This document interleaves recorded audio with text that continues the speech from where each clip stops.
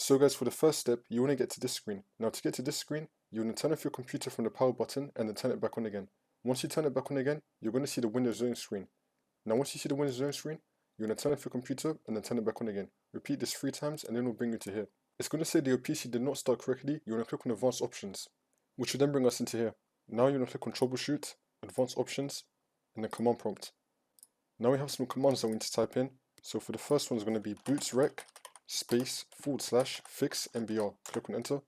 Now for the second one is going to be BCD edit space / export space C:/ /BCD backup. Click on enter.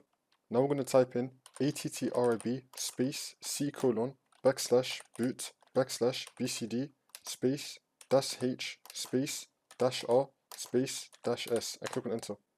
Now we're going to type in ren space C:/ /boot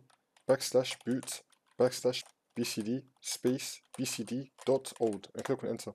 Now we're going to type in bootrec space / rebuild BCD. Click on enter and then type in Y and click on enter. Now the reason why in my case it says that some of these are not working is because I don't have this problem, but in your case you're going to have this problem, so it should be working for you. Now once you do all that, you want to close this out and then you want to click on turn off your PC and then just turn it back on again and then that should fix the problem.